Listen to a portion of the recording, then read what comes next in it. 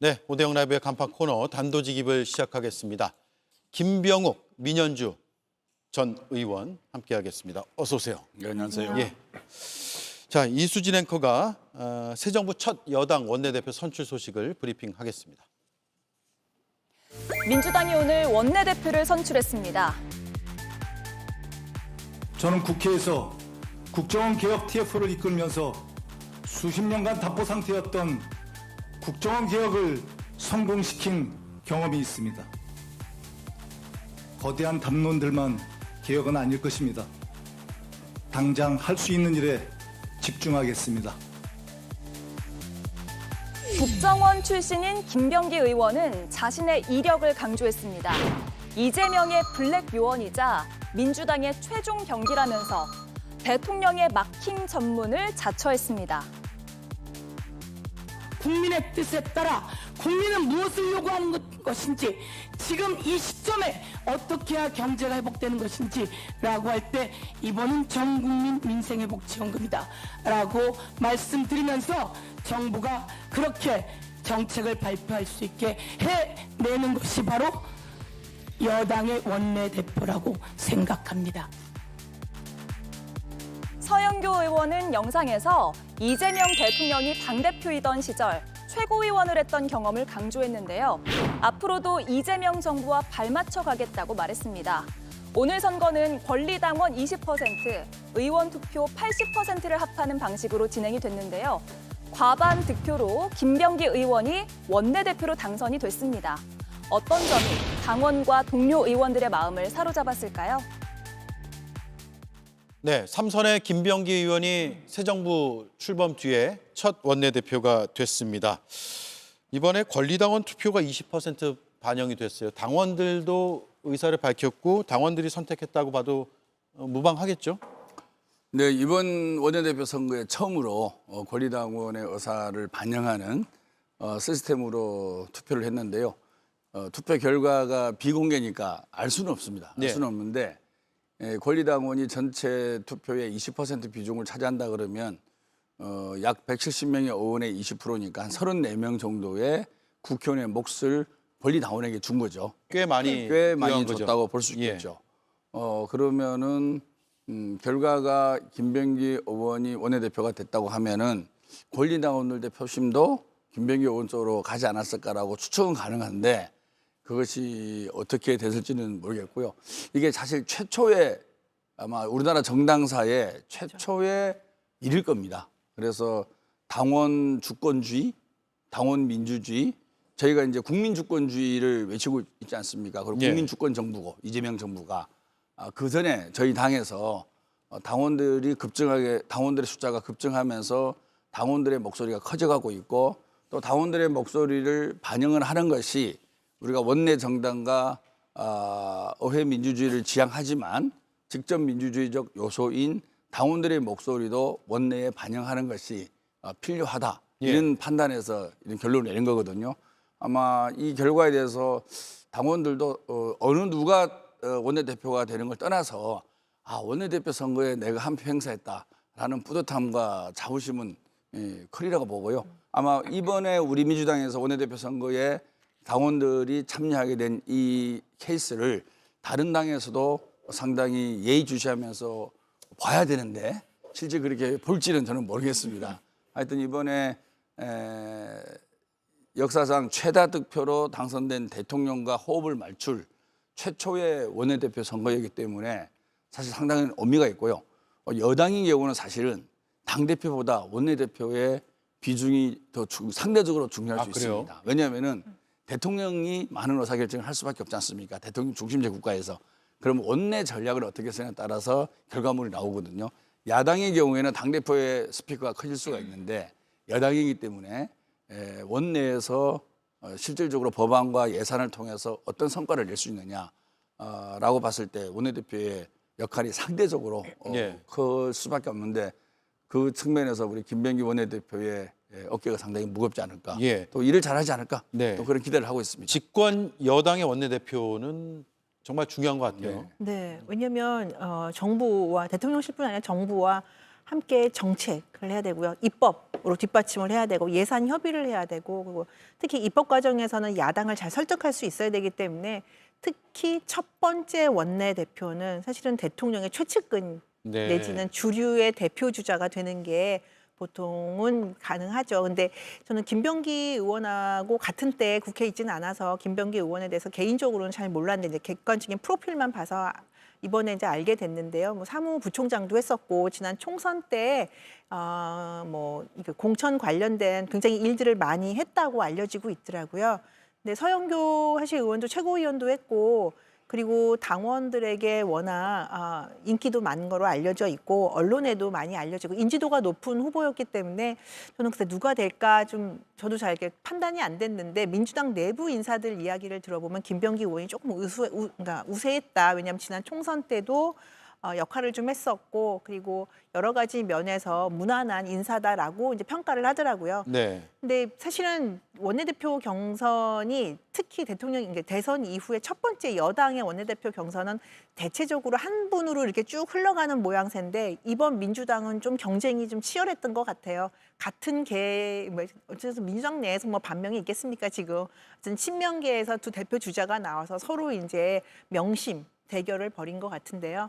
저는 이제 한 가지 짚고 싶은 거는 김병기 원내대표 되신 거 축하드리는데 이제 그 아들 청탁 문제 관련해서는 국민적인 의혹에 대한 답은 좀 주셔야 되는 거 아들 아닌가? 청탁 의혹. 네, 아들 예. 취업 관련 청탁 의혹에 대해서는 예. 분명하게 답을 주셔야 되는 것이 아닌가. 그건 억울하다. 그래서 아들이 오히려 피해를 받은 것이다. 그래서 내가 오히려 법적 처분을 요청을 하겠다. 조사 요청하겠다라고 하지 말고 그 부분에 대해서는 좀 솔직하게 답을 해주셔야 되는 거 아닌가라는 생각을 합니다. 언론 보도로 알려진 그 사안 그쵸. 말씀하신 특히 거죠? 그 마지막 부분에서 뭐 저는 앞부분에 뭐 아들이 안 된 거에 대해서 항의할 수 있다고 생각을 합니다. 근데 그 마지막 부분에서 그래서 경력자 지원이 있을 겁니다라고 하는 그 부분을 먼저 김병기 의원 가족에게 알려준 부분은 분명히 문제가 되는 거 아닌가라는 생각이 있습니다. 국정원에서 알려줬다는 거죠, 네, 당시에. 네, 네. 예. 저는 보도 내용을 정확히 못 봐가지고. 네. 예. 자, 내란 종식을 일성으로 내세웠어요. 원내대표 수락연설에서요. 대통령하고 이것도 마찬가지로 이제 궤를 같이 간다고 봐야겠죠. 이재명 대통령의 큰 목표가 두 가지 아니겠습니까? 내란 종식과 민생 회복, 경제 성장 두 가지가 큰 트랙인데요. 아무래도 이재명 대통령은 내란 관련된 부분보다는 민생 회복과 경제 성장 그리고 외교 통상 그 부분에 집중적으로 목소리를 내야 되고 또 그렇게 하리라고 봅니다. 또 그게 맞는 방법이고요. 예. 그래서 당을 중심으로 해서 내란 종식을 처리해 나가야 되는데 저는 아주 빠른 시기에 이걸 하는 것이 국익에 도움이 된다고 봅니다. 그래서 3개 특검이 통과됐는데 검사의 숫자가 많다 이런 비판이 있지만 저는 많은 검사를 투입해서 빠른 시기에 특검의 성과를 내는 것이 조기의 국정을 안정시키고 우리 대한민국이 민주주의 국가임을 전 세계에 알리는 좋은 방법이라 생각하거든요. 예. 그런 측면에서 김병기 신임 원내대표가 국정원에 있으면서 소위 그런 업무를 많이 해왔겠죠. 그리고 자칭 우리 민주당의 블랙이다 이런 얘기도 하고 있지 않습니까? 블랙 요원? 예. 그러니까 이제 보이지 않게 예. 일을 잘 처리한다는 거죠. 그래서 우리 의원들끼리의 이견이라든지 그다음에 대야 협상 과정에 있어서도 그런 경험들을 많이 갖고 있지 않습니까? 그런 것을 잘 살려서 내란 종식을 조기에 확실히 마무리 지을 수 있는 최종 병기로서의 역할을 하겠다. 이제 그런 메시지가 아마 의원들과 당원들한테 어필을 한 것 같아요. 그래서 대통령의 메시지와 원내의 메시지를 투표를 가져가야 되는데 어디다 더 비중을 두는 것이 효과적으로 우리가 민주주의를 지키면서도 경제 성장을 이룰 수 있을까라는 판단을 조금씩 한 것 같습니다. 그래서 김병기 원내대표는 세계 특검을 중심으로 해서 내란을 조기에 종식시키고 야당과의 협상에 있어서도 경험이 있으니 좀 그 경험을 잘 활용해서 일을 잘 처리해 달라 이런 부탁이 있는 것 같고요.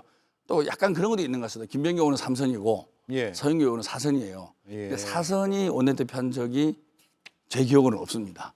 관례라는 것도 무시 못 하거든요. 국회의원들 사이에서는 그런 측면에서도 삼선이 그냥 원내대표를 하는 것이 무난하지 않느냐.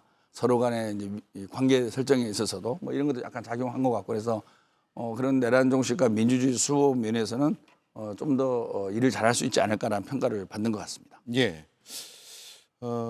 내란 종식과 이제 특검이 이제 출범하게 되고 야당에서는 정치 보복이라고 지금 반발하네요.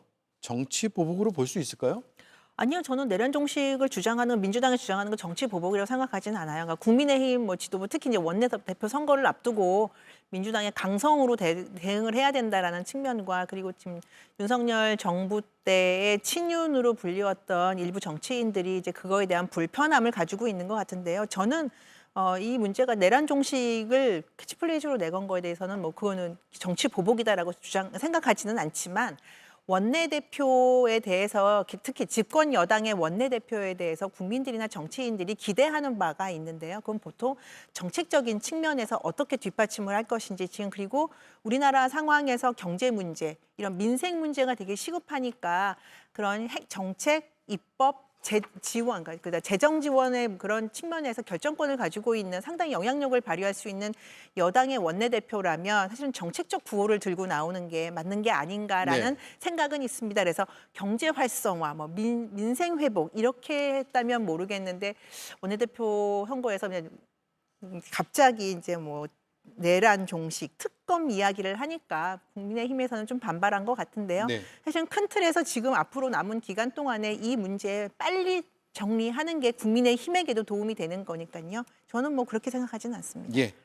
다만 제가 이제 내란 종식을 강조해서 그러는데 25만 원 민생지원금에 대해서도 보편적으로 할지 선별적으로 할지 일단 지금 필요한 건 실행이다라는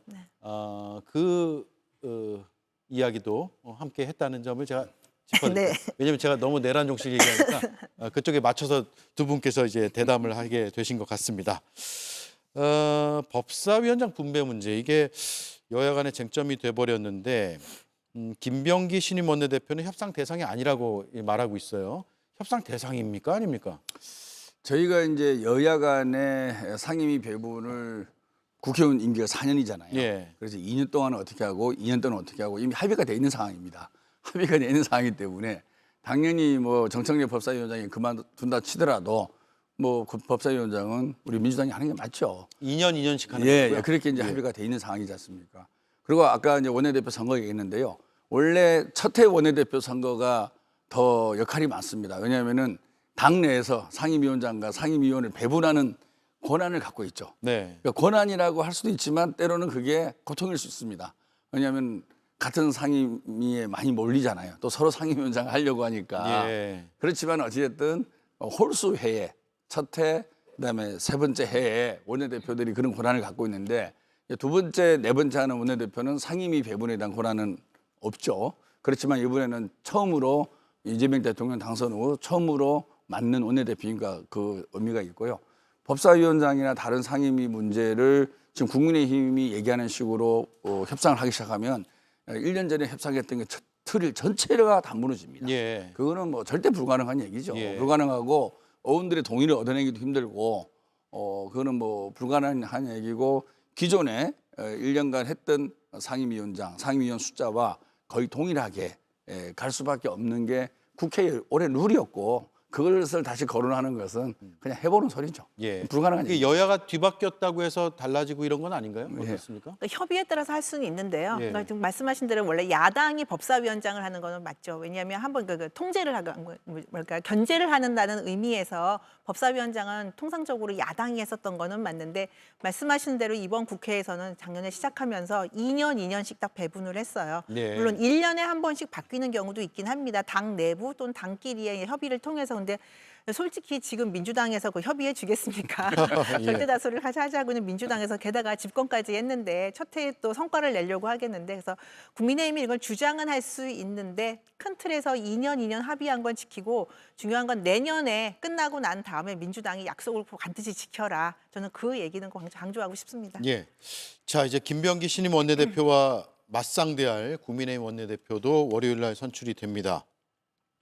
송원석 의원이 출마 선언했고요. 김성원 의원이 출마 선언했습니다. 출신 지역구는 좀 달라요. 수도권과 TK로 이렇게 다른데 어떻게 예상하십니까? 글쎄요. 지금 보면은 뭐 개파 색깔, 개파색도 있고 여러 가지 얘기를 하는데 뭐 김성원 의원이 사실은 친한동훈계로 알려져 있는데 아니다라고 얘기를 하니까 뭐 본인은 아니라고 하죠. 네, 그렇게 제가 뭐 네이밍하지는 않겠습니다. 근데 그러면 송원석 의원도 친윤이 아니라고 해요. 본인도 아니라고 하죠. 예. 지금은. 근데 선거 사실 때라서 그런가요? 그런 것 같아요. 게다가 지금 예. 친윤에 대한 국민적인 비판 여론을 의식해서 예. 이제 그런 것도 있는 것 같은데 사실 작년 4월까지는요 다 친윤이었습니다. 아주 소수의 일부 인사들 원외 중심으로 친한계가 좀 있었을지 모르지만 대부분이 다 공천받고 특히나 다 공천받고 본선 나갔던 국민의힘 후보들은요 다 친윤이었고요. 이제 와서 뭐 나 친윤 아니다라고 얘기해봤자 누워서 침 뱉는 것 같고요. 이제 문제는 지금 국민의힘이 당면 과제, 당 개혁을 어떻게 할 것이냐, 그다음에 윤석열 전 대통령의 그림자를 어떻게 떨쳐버릴 것이냐의 문제인데. 송원석 의원이나 김성원 의원 두 분이 다 이전에 이제 있던 언행들을 정치적인 행보를 보면은 사실 그렇게 떨쳐내기가 쉽지는 않아 보여요. 예. 근데 물론 본인들은 이제 하겠다라고 하니까요. 근데 과거까지 다 캐면은 사실은 뭐 흠집 없는 사람이 없겠죠. 그러면 어떤 분이 되는 것이 낫냐 측면에서 저는 사실 그 두 분에 대해서 개인적인 캐릭터는 잘 모르니까요. 저는 객관적인 이분들의 가지고 있는 조건들이나 지표만 본다면 그래도 수도권의 민심을 받들 수 있는 후보가 원내대표 이번에 되는 것이 좀 나은 것이 아닌가. 네. 그런데 사실 김성원 의원도 그전에 구설수가 워낙 많았고요. 당에서 징계받은 이력도 있습니다. 그래서 사실은 쉽지는 않은 원내대표 경선 같아요. 그래서 누가 돼도 굉장히 많은 과제를 얹고 있고 또 비판도 같이 함께 받을 수밖에 없는 상황이다라고 생각합니다. 예. 네. 월요일 날 결론이 나겠죠. 민주당은 당대표 선거 이제 박찬대, 정청래 이렇게 두 의원이 맞붙는 걸로 구도가 잡혀가는 건가요? 뭐 정청래 법사위원장이 그만두면서 넌지시 그런 의사를 네. 표시했고요. 박찬대 전 원내대표도 많은 당원들이 또 요구하는 것 같습니다. 찬대에 한번 나가라. 예. 그래서 아마 그 두 사람의 경쟁이 될 가능성이 현재로서는 커 보입니다. 예. 네. 예. 양자 대결로요. 또 다른 분들이 나올 수 있겠죠. 나올 수 있겠죠. 있겠지만 큰 변수는 되지 않고 언제쯤 예상하세요? 현재로서는 전당대회는? 그래서 신임 이제 원내대표가 오늘 결정이 됐으니까 이제 짜긴 짤 텐데 제 생각은 뭐 그렇게 늦출 필요는 없지 않을까 싶습니다. 8월? 빨리 해서 7, 8월? 예, 빨리 해서 예. 또 신임 이재명 대통령과 호흡도 맞춰야 되고 그러니까. 예. 근데 뭐 당내 뭐 시기를 갖고 뭐 크게 예민하게 논쟁하는 건 아니니까 합리적으로 결정하리라고 보고요. 두 분 다 정청래 전 최고나 박찬대 전 원내대표가 이재명 대통령 만드는데 큰 공을 세웠기 때문에 뭐 특별하게 노선의 차이보다는 개인의 그동안의 친소관계 또 보여준 리더십 그다음에 품성 아마 이런 것들로 표가 나뉘지 않겠냐. 네. 그래서 큰 이슈가 대립하는 그런 장면들은 크게 노출되지 않을 것 같다라는 생각을 예. 해봅니다. 뭐 두 의원이 이렇게 나란히 출마 선언해서 경쟁을 한다 그러면 굉장히 집중은 될 것 같아요. 네. 대중들의 시선이. 예. 빅스피커 두 사람이 붙는 거죠. 예. 네. 뉴스도 많이 나올 것 같습니다. 이슈도 많이 발생할 것 같고요. 재밌는 설화도 많이 장면들이 생기고요. 설화도 많이 아, 생기고요. 설화요? 예. 과거는 많이 생기는데 요즘 설화는 없지 않습니까? 설화를 아마 기대하시는 거 아니고요? 아니요, 그러니까 정청래 의원 같은 경우는 워낙 재밌게 말씀을 예. 많이 하시기도 하고 강성 발언을 많이 하니까요. 박찬대 의원보다 훨씬 더 많이 그런 측면에서는 즐거움을 주는 측면도 있지 않나. 유머와 위트가 넘치지 않겠습니까? 네.